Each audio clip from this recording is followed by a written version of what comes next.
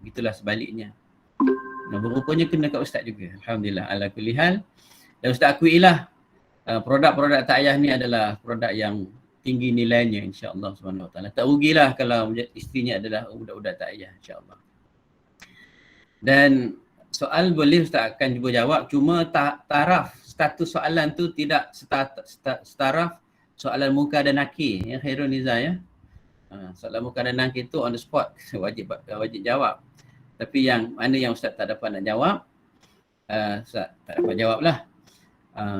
Sebelum tu ustaz ucap syabas dan tahniah lah kepada grup ni. Dikhabarkan tiap pagi ya. Tiap pagi alhamdulillah, dan yakinlah dan ustaz pun beramal sebenarnya dengan maksurat ini 2 kali sehari. Ustaz ni tak pandai ahli tarikat yang segang hari ni viral tengah bergaduh gitu gini, itu ustaz tak involve. Tapi ustaz lebih suka dengan apa yang disusun oleh Imam Masyahid Hasan Al-Banna melalui maksuratnya, itu dah lengkap dah. Ayat Quran, ada doa-doa yang maksud daripada Nabi sallallahu alaihi wasallam, dan insya-Allah dia akan memelihara kita insya-Allah Subhanahu Wa Taala. Okey, itu mukadimah Khairul Niza. Kok tadi ada satu soalan saya ada bertulis tadi ya? Daripada Salmi. Ya. Betul Ustaz. Mak Surat, saya punya batch buat pagi dan batch kakak sini atas saya dia buat petang. So alhamdulillah lah. Jadi kami saling masuk sejak masuk grup ni. So Ustaz, ada soalan pertama Ustaz daripada Salmi Ramli ni. Dia kata saya ada 5 orang anak perempuan, tapi anak perempuan saya yang nombor 2 sekarang sekolah sukan dan bermain bola sepak perempuan. Nak tanya apakah hukum dan bolehkah anak bermain bola sepak sebab mendapat tentangan daripada keluarga sebelah mertua. Okey Ustaz, soalan pertama. Ustaz jawab ya, ringkas-ringkas silakan. Pertama, kita kena melihat dari konsep besar bahawa sengaja Allah dan atas kudrat kuasaan Allah Ta'ala, Allah jadikan manusia ini lelaki dan perempuan. Dan ada kelebihan-kelebihan, keistimewaan yang ada pada lelaki yang tidak ada perempuan, yang tidak ada pada orang perempuan, dan begitulah sebaliknya. Jadi dalam hal ini, sukan-sukan yang sesuai dengan perempuan ada sukan-sukan dia. Dan sukan-sukan yang ada sesuai untuk lelaki ada sukan-sukan dia. Jadi pada pandangan Ustaz, sekarang ini kadang-kadang kita termakan juga dengan gerakan yang dipanggil feminisme. Gerakan untuk mendapatkan gender equality. Kesamarataan jantina. Apa yang lelaki nak buat, perempuan nak buat. Apa yang lelaki buat, perempuan nak buat. Jadi dalam hal ini termasuklah dia sampai kepada sektor-sektor ataupun perkara-perkara yang berkaitan dengan sukan. Jadi bagi pandangan Ustaz, bola sepak bukan permainan seorang perempuan. Satu ketika dulu ada satu viral tularan dalam media massa bagaimana pasukan bola sepak Iran lawan dengan satu pasukan daripada barat, dan ketika itu pasukan bola sepak Iran pemainnya pakai tudung. Sedang bermain bola sepak tiba-tiba digelecek-gelecek sebagainya, dribble bola sebagainya, tapi tertanggal tudung dia. Maka atas nama solidariti, pasukan lawan telah mengerumuni pemain bola sepak Iran, wanita Iran ini untuk memberi peluang kepada dia pakai tudung balik. Kemudian orang hantar kepada saya WhatsApp, apa pandangan Ustaz dalam hal ini? Saya berpandangan daripada awal lagi, wanita tidak sesuai permainannya adalah bola sepak. Wanita ada dia punya permainan dia tersendiri. Jadi dalam hal ini bagi pandangan saya, wallahu alam, wanita tidak sesuai untuk kita libatkan dalam pertandingan bola sepak. Wallahu alam. Okey, next soalan. Kak Yong, boleh tanya soalan Kak Yong? Assalamualaikum warahmatullahi wabarakatuh. Assalamualaikum. Assalamualaikum. Saya ada satu soalan berkenaan dengan apa tu bisnes atomi tu. Apa dia tu? Bisnes atomi. Ya. Okey, kita kan dah tahu ada viral berkenaan dengan bisnes atomi tu, yang mana dia telah terang-terang memberitahu bahawa beberapa persen daripada keuntungan perniagaan dia akan disalurkan kepada Kristian lah kan. Banyak pandangan yang saya baca dekat media-media ni. Ada yang kata boleh, ada yang kata tak boleh, ada yang kata bisnes lain pun macam tu juga, cumanya tak declare, tapi bisnes atomi ni declare. Jadi untuk mendapatkan pandangan yang lebih saya percayalah, saya nak bertanya berkenaan dengan bisnes atomi tu. Macam mana pandangan Ustaz? Ya. Bisnes atomi saya nasihatkan supaya tidak disertai. Dalam satu kaedah syarak menyebut nahnu nahkumu bidzawahir wallahu yatawalla bisarair. Kita berhukum dengan yang zahir dan yang tidak zahir, Allah yang tahu segala-galanya. Baik. Kalau hujah mengatakan bisnes lain pun terlibat juga dan sebagainya, itu di luar pengetahuan kita dan tidak di-declare.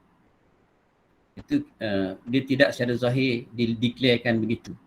Tetapi dalam perniagaan yang disebutkan tadi ni, declaration telah dibuat dan sebenarnya dari peringkat penyelidikan sudah hampir ke kemuncaknya bahawa saya nasihatkan supaya tidak terlibat di dalam perniagaan yang disebutkan tadi.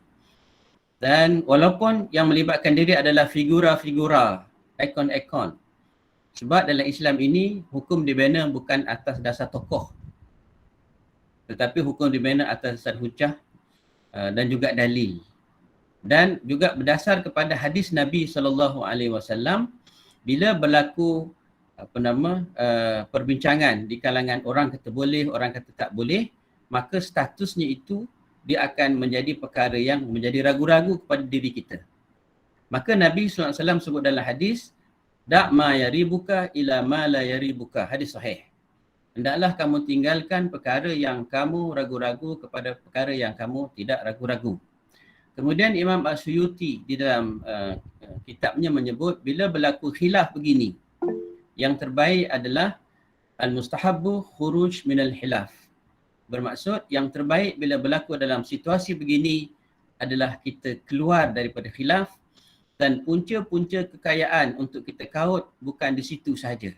Banyak lagi bisnes-bisnes ataupun ikhtiar yang mampu untuk kita usahakan, insya-Allah taala. Wallahu a'lam. Maksudnya Ustaz, kalau beli pun tak boleh lah ya. Bukan buat bisnes kita membeli pun sama jugalah.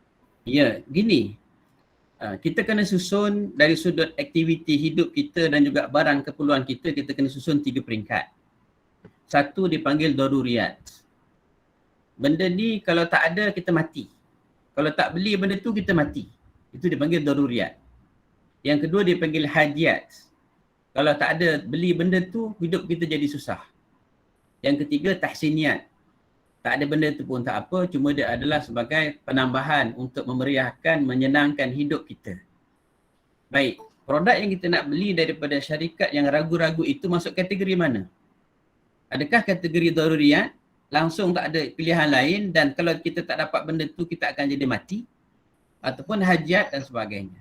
Jadi dalam hal ini kalau sekiranya ada produk-produk yang satu kualiti yang tidak sampai kita kalau tak beli kita mati, atau hidup kita tak sampai susah kalau tak beli, maka sebaiknya kita memilih alternatif yang lain. Wallahualam. Okey, terima kasih Kak Yong tanya tentang tu. Kak Yong pun sebenarnya dah termasuk Ustaz Atomi ni. Nasib baik dah sekejap je lah masuknya, patut tersedar. Okey, Kak terus kepada chat ni, dia tanya, Assalamualaikum Datuk, saya ingin bertanya berkenaan hukum sekiranya ada perasaan dendam atau terasa hati kepada ibu bapa sendiri. Contohnya jika ada ibu seperti watak Mak Yang dalam drama Jangan Menangis Cinta. Saya tak tahu lah Datuk tengok ke tidak drama ni, tapi saya memang layan. Anak-anak pasti akan memberontak dan dendam dengan perbuatan dan kata-kata ibu mereka. Oleh itu, apa hukum sebagai anak ada perasaan tersebut dan apa yang perlu dilakukan untuk tangani perasaan ini? Terima kasih kepada puan yang bertanya. Baik. Dalam kitab Al-Adabul Mufrad, Imam Bukhari, kita ada Sahih Bukhari. Tetapi ada lagi banyak hadis-hadis Imam Bukhari yang ditapis-tapis tak masuk dalam kitab induk dia. Dia buat satu kitab lain, dia panggil kitab Al-Adabul Mufrad. Barangkali ada di kalangan kalian ini pensyarah universiti dan sebagainya, pengajian Islam boleh betul kalau salah, kalau tak silap kan. Dalam kitab Adabul Mufrad, Ustaz pernah pada PKP yang dulu Ustaz buat satu program dipanggil Tazkirah Anak Beranak, TAB. Ustaz buka kitab tu, Ustaz ajar anak beranak Ustaz dan Ustaz pancar live FB. FB ketika itu. Membaca kitab Al-Adabul Mufrad Imam Bukhari, ada satu bab khas mengenai yang seiras dengan apa yang ditanya tadi. Saya baca mafhumnya sajalah, saya tak ingat dia punya nas. Bahawa interaksi kita dengan mak ayah kita, ya, kita tak puas hati macam mana pun, istilah kita kata mereka dalam kurungan menzalimi kita sekalipun, kewajipan anak adalah untuk bersabar. Sabar ini penting kerana apa? Kalau kita gagal mengendalikan kesabaran dan dia akan terzahir dalam bentuk perbuatan atau percakapan, dia akan menyebabkan kita terjerumus dalam penderhakaan. Baik. Kalau sekiranya ada rasa hati dan sebagainya, kita pendam, kita sabar dan maafkan saja. Itu mak kita. Bukan orang lain. 9 bulan, 10 hari, dia menanggung kita. Saat nak melahirkan kita, antara hidup dengan mati. Sebelum kita menjadi somebody pada hari ini, kita jadi cikgu, kita jadi pensyarah, kita jadi itu dan ini, mereka tidak berkira-kira untuk membesarkan kita. Barangkali di hujung-hujung umur ada kes tertentu kita terasa hati. Apalah sangat kalau nak banding dengan jasa dia. Maafkan saja. Sanggup tak nanti kalau kita masuk syurga, mak kita nampak diheret masuk dalam neraka. Itu antara perkara-perkara yang kita boleh fikir sama untuk merawat hati kita. Dan kita akan betul-betul diuji apabila kita pun semakin dewasa, semakin tua. Dan andainya kita nanti diberi peluang untuk bersama dengan ibu kita yang sudah tua, lagi banyak perkara yang perlu untuk kita bersabar dan sebagainya. Jadi nasihat Ustaz, sabar dan maafkan saja. Dia bukan orang lain, dia adalah mak kita juga. Allah.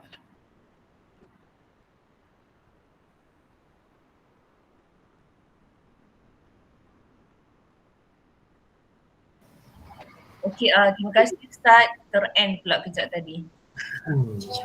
Okey, banyak sangat yang masuk chat.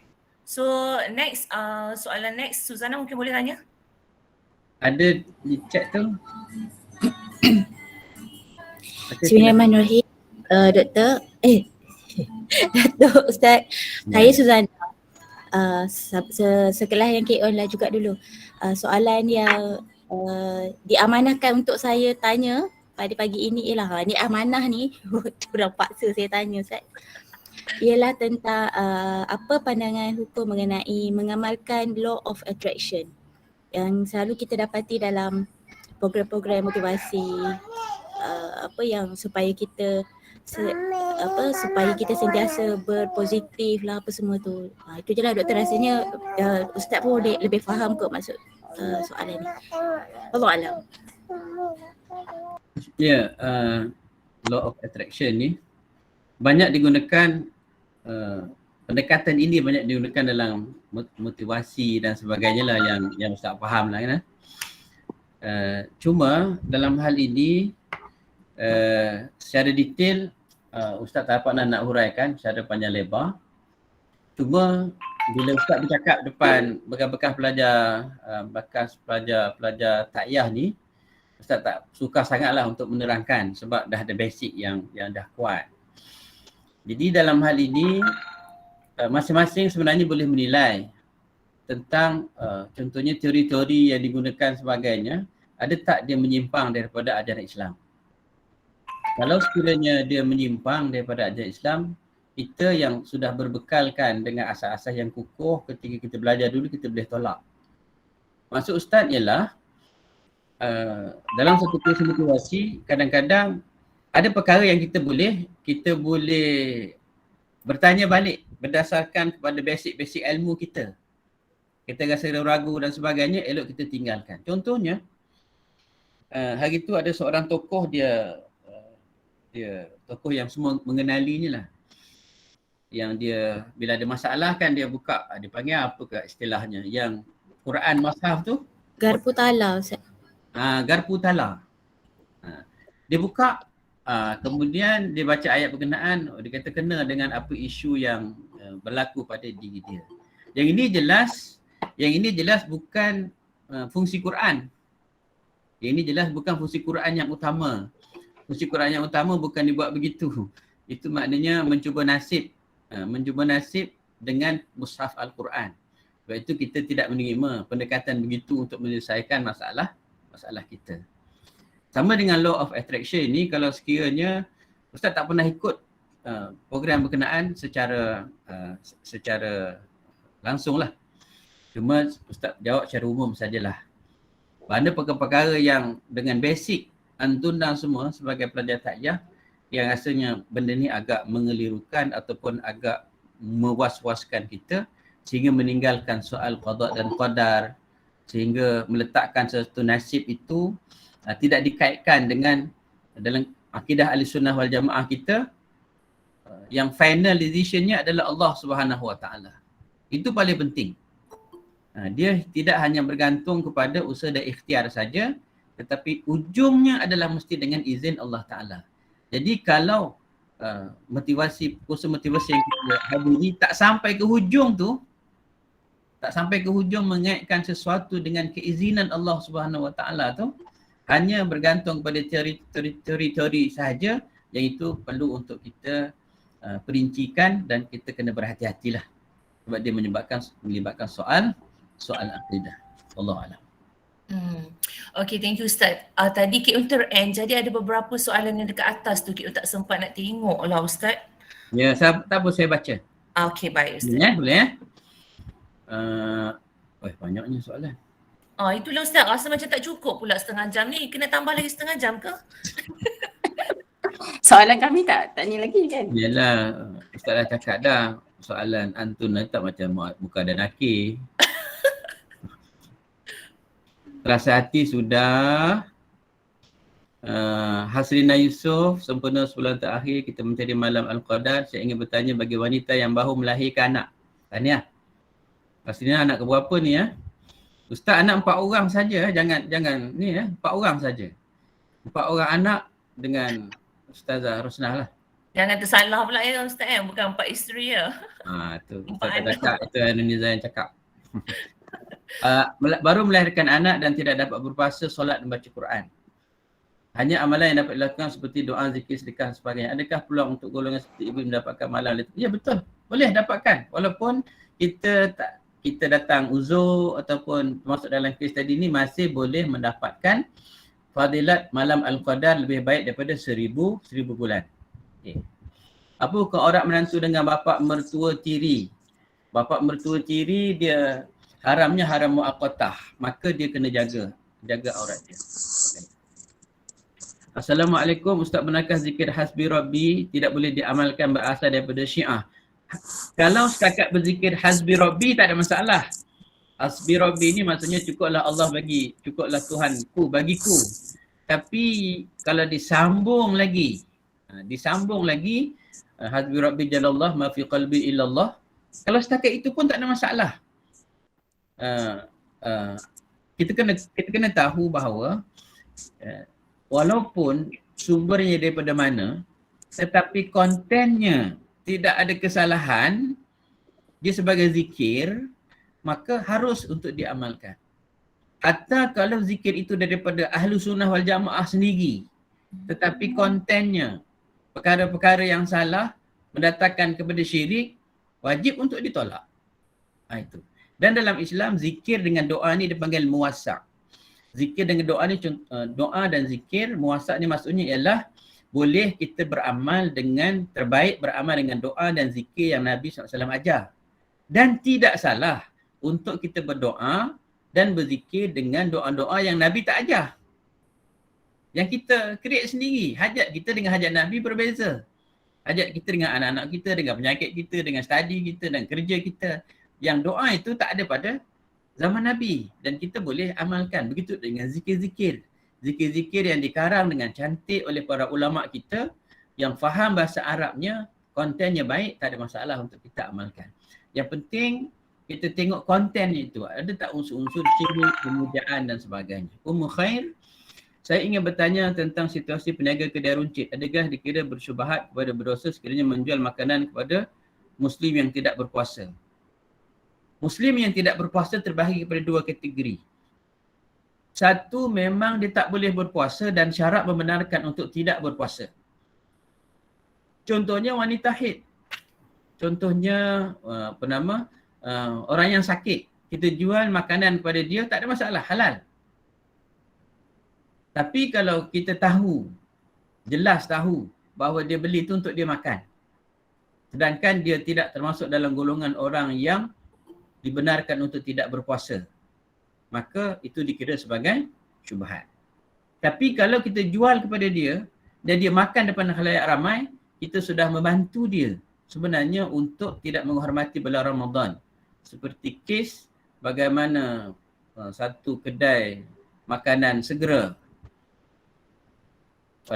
pekerjanya telah meviralkan dua orang yang bertudung beli burger di McDonald dan makan di situ.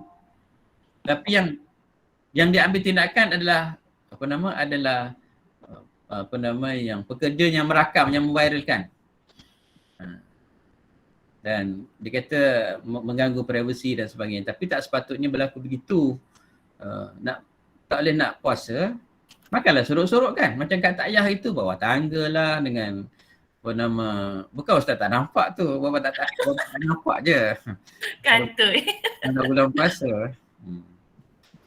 Tapi masa tu tengah halus macam bihun kan, jadi tak ada apalah. Dah macam mi Maggi. Makan pula mi Maggi Ustaz ya.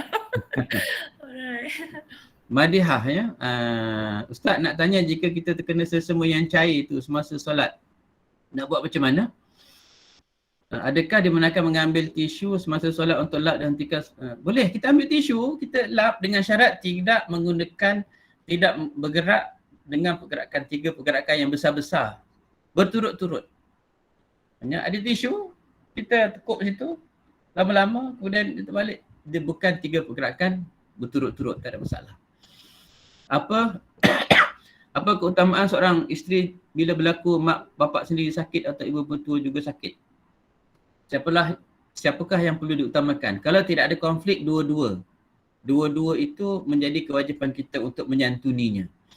Dan elakkan konflik dalam keadaan sedang dalam bermasalah. Maknanya mertua kita pun sakit, mak kita pun sakit. Jangan pula kita tambah sakit hati pula dengan suami pula sakit hati dengan kita. Menjadi berganda-ganda sakit. Seeloknya susun jadual. Ataupun ketika ini bertoleransi dua-dua. Barangkali suami akan uruskan mak dia sendiri, kita uruskan mak kita sendiri dalam keadaan understanding sama masing-masing supaya dua-dua pihak dapat kita santuni.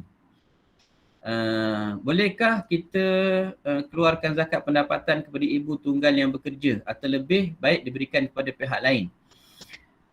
Hukum zakat, kalau kita nak agih sendiri, kita kena tahu ilmu asnaf zakat yang 8 tu.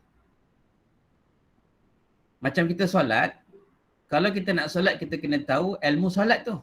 Jadi kalau kita nak agihkan zakat kita kepada orang direct tanpa melalui amil, kita mesti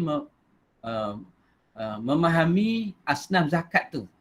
Kita takut nanti macam kita dah bayar zakat tetapi sebenarnya belum sampai lagi. Sebab itu Ustaz nasihatkan, bayarlah kepada amil, lapang kepala kita. Maknanya lepas itu mereka lah yang punya kerja, kita selesai insyaAllah. Okey, habis. Ada lagi? Benarkah zikir? Oh tadi. Okey Ustaz, kita open kepada yang nak tanya live pula. Betul. Betul. Ada ni, ramai ni. Sila. Ustaz, ada soalan menarik ni Ustaz. Bolehkah kita pulangkan semula sihir kepada si penghantarnya ke dah baca dah tadi? Belum. Belum. Ha. Ya. Ustaz, itu pun Kik pun nak bertanya tentang itu juga. Sekarang kan kita selalu baca Yasin 7 Mubin kan, dan tujuannya untuk kita pulangkan sihir, tapi bukan ke itu macam kategori kita berdendam? So boleh ke kita Sekejap. Pertama, pulangkan semula sihir kepada penghantar, kalau guna mekanisme sihir juga itu haram. Itu haram. Sebab Islam mengharamkan kita menggunakan mekanisme sihir. Okay. Tapi kalau sekiranya kita baca Quran, baca Yasin sebagainya, jangan niatkan untuk pulang sihir pada dia. Tak. Jangan niatkan begitu. Bagaimana kita nak buat? Ya Allah, tentukan yang terbaik untuk diri dia. Biar Allah sendiri yang tentukan terbaik untuk diri dia. Barangkali Allah bagi dia lebih teruk daripada apa yang dah hantar pada kita. Atau Allah akan memaafkan dia. Atau dia akan menjadi kawan baik kita satu hari nanti. Jadi kita pun akan menghilangkan rasa dendam kita sebab kita dah serahkan pada Allah Subhanahu wa Ta'ala. Jadi kita tak rasa nak fikir-fikir lagi benda tu. Yang akan kendalikan selama ini kita dengan dia dengan kita. Sekarang kita telah alihkan tanggungjawab itu. Biarlah dia bertanggungjawab dengan Allah Ta'ala. Selesai kita. Tak ada kita nak pening kepada. Okey? Okey, ada lagi 3 minit ni. Sempat lagi kot 3-4 soalan Ustaz nak jawab. Okey, Eda, Kik rasa Eda ada soalan kan? Okey, bismillahirrahmanirrahim. Assalamualaikum Ustaz. Saya nak tanya, macam sekarang ni kan kalau kita dekat media-media sosial ada isu-isu viral, kalau kita macam keluarkan status mengulas tentang isu-isu viral lah contohnya. Tapi bila kita keluarkan status tu secara tak sedar, kita akan mengundang banyak komen-komen daripada kawan-kawan yang macam mengutuk, macam yelah yang tak elok lah, yang tak best lah, komen-komen yang tak best kan tentang isu yang kita ulas tu. Jadi adakah perbuatan ni sama seperti kita mengajak kawan-kawan ni mengumpat beramai-ramai ke macam mana Ustaz? Dia macam kalau kita zaman tak ada media sosial dulu, kita tahu kalau mengumpat tu 2-3 orang kan bercerita. Tapi dekat zaman media sosial sekarang ni macam mana? Adakah perbuatan itu seperti sama mengumpat juga? Wallahualam. Mengumpat berjemaah lah ni. Betul. Nanti yang takut tu. Gini Ustaz bacakan satu hadis Nabi sallallahu alaihi wasallam yang boleh kalian rasa kena jadikan dia sebagai satu azimat. Nabi sallallahu alaihi wasallam menyebut dalam hadis al-muslimun man salim al-muslimun min lisanihi wa yadihi.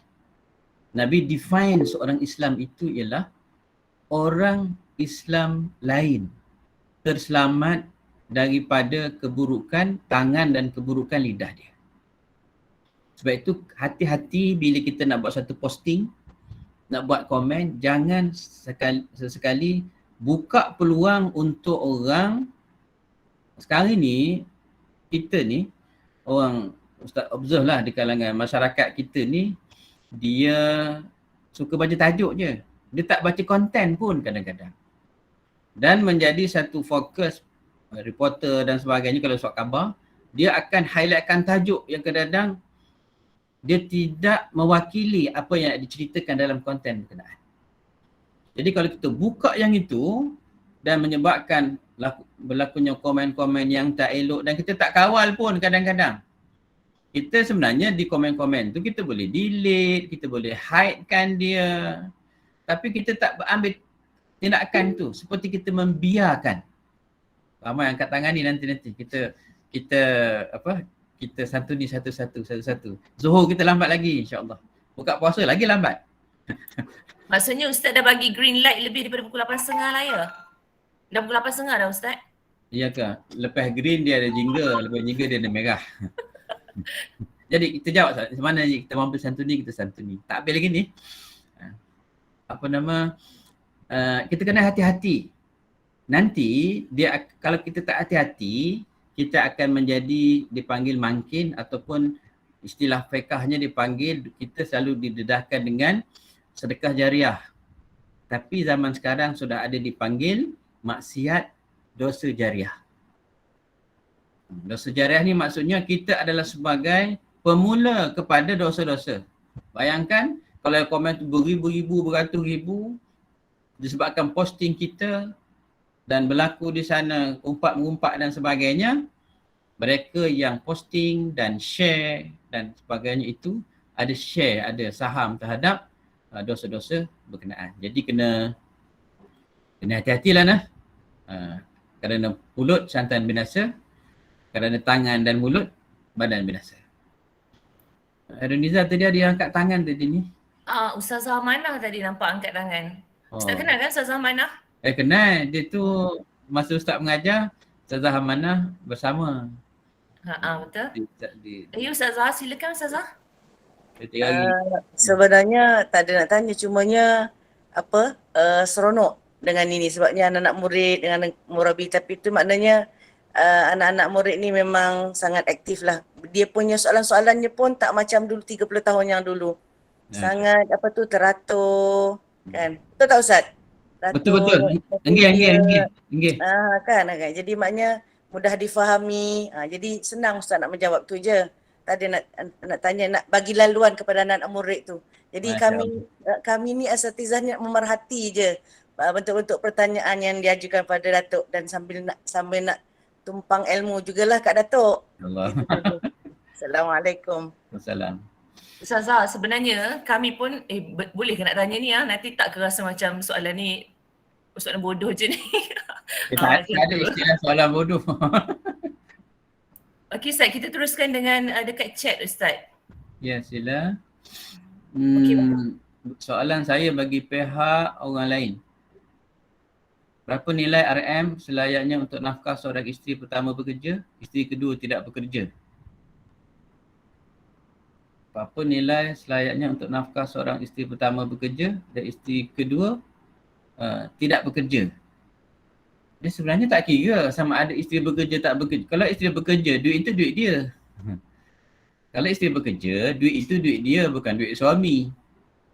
Kalau isteri tak bekerja, confirm lah, maknanya segala A sampai Z, nafkah zahir itu wajib ditanggung oleh si suami. Tapi bagi isteri yang bekerja, suami yang nak berpoligami tak boleh lepas tangan.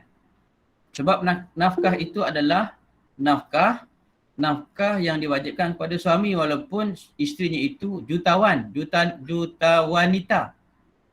Kecuali isterinya menghalalkan atau dengan tibi nafsiha, dia rasa senang hati nak menghalalkan. Tapi kewajipan asas adalah walaupun isteri pertama bekerja, wajib dia juga memberi nafkah. Ya. Kadarnya itu ditentukan oleh mahkamah kalau ada tuntutan dan sebagainya lah, itu isu lain lah. Kemudian satu lagi, tadi ada Lia Sam telah mengangkat tangan. Sila. Assalamualaikum Ustaz. Assalamualaikum. Saya nak tanya, macam baru ni mak saya dah meninggal. So kita orang dah macam urusan pemanggilan harta kami buat melalui faraid lah. Cumanya barang kemas kami tak faraidkan sebabnya mak pernah cakap untuk anak-anak pakai kan. So sekarang saya nak tanya macam mana sebenarnya kaedah yang paling bagus lah untuk pembahagian barang kemas ni, sebab barang kemas ni kan berbeza beratnya kan. Jadi takut ada yang nanti rasa macam kecil hati ke dapat yang ringan, tak dapat berat macam kakak punya ke. So sebenarnya macam mana kaedah pembahagian yang paling bagus sekali untuk yang barang kemas ni? Adik-beradik berapa orang? Adik-adik saya ramai tapi yang perempuan ada 6 orang. Tak, campur lelaki. Campur lelaki. Adik-adik saya 11 orang. 11 orang, 6 lelaki. 6 perempuan, 5 lelaki. Okey. Baik. Ada satu lagi Ustaz. Okey. Macam mana pula kalau macam hutang arwah, kalau just in case kita tak dapat nak sekarang ni kami dah carilah siapa, kalau ada hutang-hutang tu dah selesaikan, cuma kita takut ada yang hutang kita tak tahu. Macam mana pula tu? Baik. Terima kasih. Pertama mengenai barang kemas. Barang kemas ni dia termasuk dalam harta pusaka. kalaupun arwah ibu istilahnya mewasiatkan, saya tak pasti sama ada pesanan itu berbentuk wasiat ataupun tak. Kalau berbentuk wasiat pun, barang kemas itu hanya valid untuk dipenuhi wasiatnya itu maksimum 1/3 dan tidak diperolehi oleh waris. La wasiyata li waris. Waris tidak berhak menerima wasiat sebab dia ada habuan dalam faraid. Jadi cadangan ustaz ialah kumpulkan semua adik-beradik 11 orang ni, ya, berbincang khusus mengenai barang kemas ni. Ustaz tak nampak barang kemas ini nanti selama-lamanya dipanggil apa, diletak dalam satu tempat, mana adik nak pakai, kakak nak pakai, dia akan tak jadi gitu. Sebab nanti bila kita mati, dia akan berlapis-lapis nanti tuntutan-tuntutan tu. Baik, selesai sekarang. Bagaimana nak menyelesaikan ialah kumpul semua adik-beradik dan kita ambil pendekatan untuk kita ambil persetujuan sama adik-beradik. Itu adalah lebih terbaik. Kalau sekiranya ada di kalangan adik-beradik yang tak setuju, maka dia akan patah balik kepada faraid. Sebab dalam pembagian harta pusaka kita ni, dia ada beberapa pilihan. Satu melalui faraid, bagian masing-masing lah. Satu lagi melalui persetujuan tanpa faraid, tapi dengan syarat. Pertama, di kalangan yang bersetuju tu jangan ada anak-anak kecil sebab persetujuan dia tidak diambil kira. Kedua, jangan ada di kalangan yang bersetuju adik-beradik kita tu yang gila sebab persetujuan dia juga tidak diambil kira. Dan yang ketiga, mesti diterangkan dulu kepada dia bahawa kalau faraid kamu dapat sedemikian. Tapi kalau dengan sukarela kamu dapat sedemikian. Kalau semua setuju, maknanya kita boleh gunakan pendekatan persetujuan sama adik-beradik tanpa kita gunakan faraid. Sebab kadang-kadang dalam setengah situasi, reta tak banyak sangat tapi yang menuntut tu ramai. Jadi kalau faraid tak banyak mana pun yang dapat. Jadi saya nasihatkan, Ustaz nasihatkan untuk yang 11 orang ni, bincang elok-elok lah. Ambil persetujuan masing-masing. Bab hutang wajib bayar walaupun kepada orang kafir. Apatah lagi hutang kepada kerajaan. Yang PTPTN ni jangan ada di kalangan anak murid ustaz ni yang tak nak bayar hutang PTPTN, nanti bermasalah. Bila meninggal nanti bayar sikit-sikit pun tak apa. Setakat mana yang kita tahu?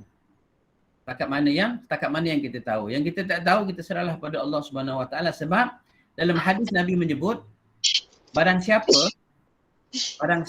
yang berhutang dan dia memang berniat untuk membayar hutang, tetapi Allah meninggalkan dia dulu sebelum dapat selesaikan hutang, Allah akan bayar hutang bagi pihak dia. Jadi daripada awal lagi dia sudah berniat untuk bayar hutang. Jadi yang tahu kita bayar, yang tak tahu mudah-mudahan Allah bayarkan untuk arwah mak kita. Sebab memang barangkali mak kita dulu memang benar-benar berhutang kerana keperluan dan memang nak bayar, tapi tak sempat nak bayar dan tak sempat nak bagi tahu anak-anak. Wallahu a'lam. Terima kasih Ustaz. Sama. Okey Ustaz, terima kasih. Sementara K.On kita masuk balik, ada masalah talian agaknya. K.On dah masuk tapi K.On punya line memang tak apa. Zana teruskan Zana. Okey, baik. Bismillahirrahmanirrahim. Ustaz, boleh sambung soalan lagi Ustaz ya? Boleh. Soalan pendapat tentang jual beli emas online. Ada pendapat kata boleh, ada yang kata syubhah. Baik. Jual beli emas online ni dia kena tengok dari sudut akad. Contoh apa emas online yang beli? Public gold ke dan sebagainya. Ustaz kaji juga public gold ni. Dan di sana ada panel syariahnya. Antaranya adalah yang kalau tak salah Datuk Daud Bakar dan sebagainya lah. Semua orang kenal bagi yang dalam kawangan Islam kenal tokoh-tokoh ni. Dan walaupun ia bersifat sebagai online, tetapi tak kala kita lock harga, kemudian dia akan bagi tempoh. Kalau sekiranya setuju, akan terus transaction. Kalau tak setuju, dia akan dia akan buka balik dan sebagainya. Dan kalau yang paling penting, kalau nak detail, agak detail sebab teknikal, yang paling penting kalau kita nak beli emas online ni, pastikan yang syarikat berkenaan dia ada panel syariah dia. Dan panel syariah ni kita kenal. Kita kenal kredibiliti dia dan sebagainya. Yang situ insya-Allah kita boleh alihkan tanggungjawab untuk memperincikan soal transaction itu pada dia lah. Tapi sekiranya dalam keadaan kita beli barang kemas daripada kedai-kedai berkenaan, contohnya kan. Di situ tak ada panel syariahnya dan berlaku delay sampai 3-4 hari. Di situ memang syubhat dan perlu untuk dijauhkan. Yang terbaru di negeri Perak ni, yang ada di negeri Perak adalah transaksi jual beli dipanggil foreign exchange. Jual beli mata wang. Forex trading lah. Dalam Islam itu tidak dibenarkan dalam syarak. Dalam Islam ialah dalam syarak hukum fiqh kita, bila kita nak tukar duit, yang dibenarkan seperti kita nak pergi luar negara tu, kita pergi penguruk wang, dia mesti berlaku lani on the spot. Dia tidak boleh berlaku penangguhan seperti mana forex exchange yang berlaku dalam online. Jadi kalau setakat public goal dan sebagainya, Ustaz dah semak dan dia ada perisiat syariah dan juga yapim goal contohnya, itu tak ada masalah, boleh untuk ni lah, boleh untuk kita ambil, kita belilah insya-Allah. Jadi ada yang kat tangan tadi tu. Okey, sila, ada 2 orang kat tangan tadi. Last yang 2 ni. Okey. Sila. Mana Kak Nurdini tadi kan? Kak Dini Saad. Ya, Assalamualaikum warahmatullahi wabarakatuh. Dengar lagi? Boleh. Saya Nurdini batch 96. Saya nak tanya mengenai sekarang ni kita tengok ramai yang di media sosial pun ramai yang kita tengok buat belian online, belian emas secara ansuran. Jadi apa pendapat Ustaz tentang benda ni lah. Dan soalan yang kedua, menunaikan umrah dengan menggunakan duit pinjaman, maknanya duit loan. Okey, itu saja. Terima kasih. Umrah dengan loan ni. Dia jual beli emas ni secara online ni banyak dia punya mode dia tu. Mode dia maksudnya cara belian itu ada yang dia lock harga dulu dan sebagainya. Yang ini kita kena lihat spesifik satu persatu, case by case. Kita tak boleh bagi hukum umum. Hukum umum secara umumnya emas mesti dibeli secara on the spot sebenarnya. Dan kalau ada delay berkenaan dilihat pada akad. Persetujuan tu bila? Sebab dokumen-dokumen boleh mewakili diri kita menyetujui yang sebagai satu bentuk akad persetujuan dan sebagainya. Jadi untuk soalan pertama ni dia kena tengok mode dia satu persatu, spesifik satu persatu. Macam Ustaz buat kajian mengenai hukum memancing contohnya. Orang yang tak biasa mancing dia tengok pertandingan memancing di kolam pancing itu macam satu mode, satu bentuk saja. Sebenarnya bila kita masuk ke kolam pancing, macam-macam sebenarnya. Ada yang mancing ikan, kalau beratnya itu besar, berapa kilogram kena lepas balik. Ada yang dapat ikan itu boleh bawa balik. Dan macam-macam. Jadi nak kita tentukan satu persatu tu kena tengok case by case. Jadi Ustaz nasihatkan supaya kalau nak beli emas, ansuran tu pula macam mana contohnya kan. Kita kena tengok juga ansuran itu sama ada harga emas yang diansurkan itu sudah di-lock harga daripada akad persetujuan kita membeli atau bagaimana. Itu pun kena tengok. Jadi sebaiknya kalau beli emas ni adalah kita beli cash ataupun kita nak kalau tak mampu sekarang kita berdikit-dikit kita simpan dan kita tahu harga emas ni makin lama makin naik dan sekarang emas berada dalam harga yang agak mahal sekarang ni. Itu. Ustaz tak dapat jawab soalan pertama tu sebab dia kena spesifik case by case. Yang kedua adalah umrah ni umrah dan haji itu hanya wajib bagi mereka yang mampu. Wa atimul hajja wal umrata lillah, dan ayat lain man istata'a ilaihi sabila, orang yang mampu. Kalau orang tak mampu untuk buat umrah dengan haji, tak ada kewajipan ke atas diri dia, dan jangan tambah kewajipan lain untuk dibebankan dengan hutang. Di Indonesia memang fenomena bank-bank sengaja menawarkan hutang yang banyak untuk mereka buat umrah. Tapi di tempat kita ni, bagi mereka yang nak buat umrah, Ustaz nasihatkan supaya janganlah berhutang. Nanti kalau jadi apa-apa meninggal dan sebagainya, yang tanggung hutang adalah cucu cicit kita ataupun anak-anak kita. Jadi mampu pergi, tak mampu tak berdosa atas kita sebab kita tak mampu. Dan hutang ini pula Allah SWT bila membenarkan kita berhutang bukan secara mutlak. Hutang bagaimana yang dibenarkan oleh Islam adalah hutang yang menyentuh soal-soal yang kita susun tadi itulah, daruriyat ke, hajiat ke, tahsiniat. Dan dah hari ini Ustaz nasihatkan supaya janganlah berhutang kalau kita nak menunaikan umrah. Bahkan mereka yang berhutang kalau nak pergi umrah, ini kalau orang tanya, Ustaz saya berhutang lagi, boleh tak kita pergi umrah? Kita yang sedang berhutang pun, kalau sekiranya hutang itu berbentuk berjadual, hutang rumah contohnya, ini kita boleh pergi. Sebab nak tunggu hutang rumah habis, tua lah kita. Tapi kalau hutang dengan kawan, kita kena minta izin kepada dia, saya nak pergi umrah dan saya masih berhutang dengan kamu. Boleh tak saya tangguhkan hutang bayar pada kamu? Kalau dia kata, saya nak juga hutang saya, kita terpaksa tangguhkan umrah untuk bayar hutang dia. Itu bersifat hutang secara peribadi. Ini kan pula nak buat hutang. Jadi Ustaz nasihatkan supaya janganlah berhutang untuk menunaikan umrah. Wallahualam. Okay, Alhamdulillah, terima kasih kepada Datuk Ustaz Zamri yang telah bersama kita pagi ini menjawab sekian banyak soalan. Masa kita sangat limited. Jadi insyaAllah kita akan buka lagi Ustaz nanti. Kita lock tarikh. Ni bukan lock emas. Kita lock tarikh Ustaz untuk program yang akan datang, insyaAllah. Mudah-mudahan perkongsian hari ini bermanfaat untuk diri kita yang mendengar dan yang bertanya.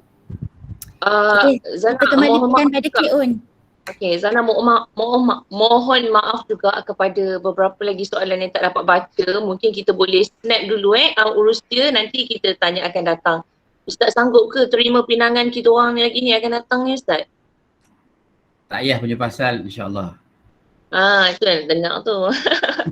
Okay, so sekali lagi terima kasih diucapkan kepada Yang Bahagia Datuk, kepada guru-guru, ustazah kita dulu yang join pagi ni. Dan tolong doakan kami supaya istiqamah dalam kerja kebaikan yang kami buat ni, dan semoga anak murid Ustaz ni cemerlang di dunia dan di akhirat. Terima kasih juga kepada semua yang join. Amin. Ustaz ada nak kata akhir ke? Ada.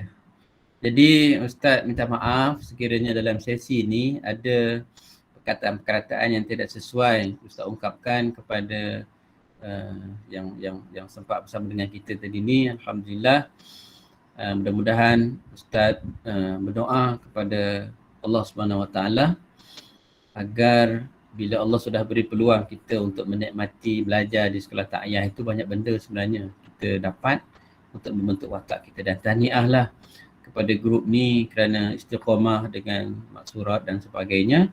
Dan Ustaz berpesan kepada diri Ustaz dan juga yang lain-lain, kita tutup Ramadan kita ni dengan yang terbaik untuk kali ni. Esok lusa kita tak tahu, tahun depan kita tak tahu, kita ada lagi ketidak Ramadan untuk kita kecapi nikmatnya.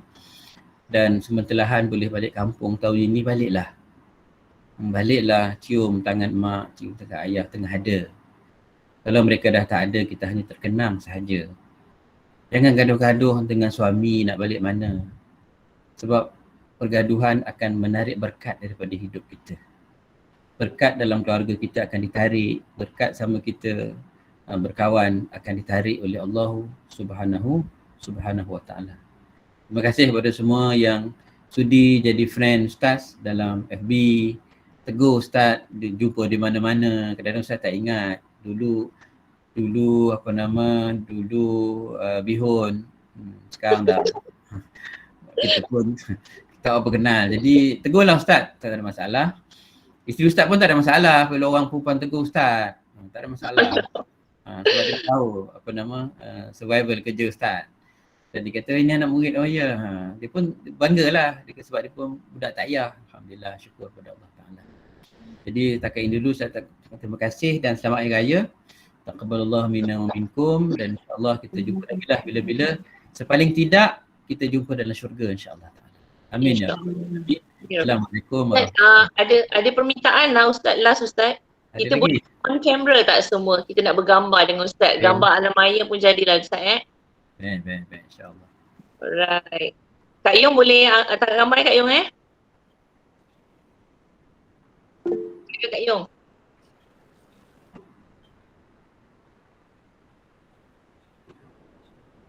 Mana Kak Yung? Ada sekejap. 1, 2, 3. 1, 2, 3. Okey, dan. Okey, baik Ustaz. Terima kasih sekali lagi. Semoga Ustaz sentiasa sihat. Amin. So kita terima kasih juga kepada grup Ustaz yang join daripada Mudarasah tu. Lepas ni insya-Allah saya akan panggil saya punya batch ramai-ramai. Kita follow Ustaz untuk 6.45 sampai pukul 7 suku Ustaz. Insya-Allah. Alright. Terima kasih. Assalamualaikum. Assalamualaikum warahmatullahi wabarakatuh. Terima kasih Ustaz. Terima kasih semua. Terima kasih Ustaz. Terima kasih semua. Terima kasih semua. Assalamualaikum. Salam. Mas tolong screenshot kan tak tadi soalan-soalan yang kita tak sempat nak tanya tu. Aku pun tak dan angkat tangan, tak ada orang nak panggil aku. Tak tanya lah aku pun. Ya, soalan Fazri ni bagus ni. Aku dah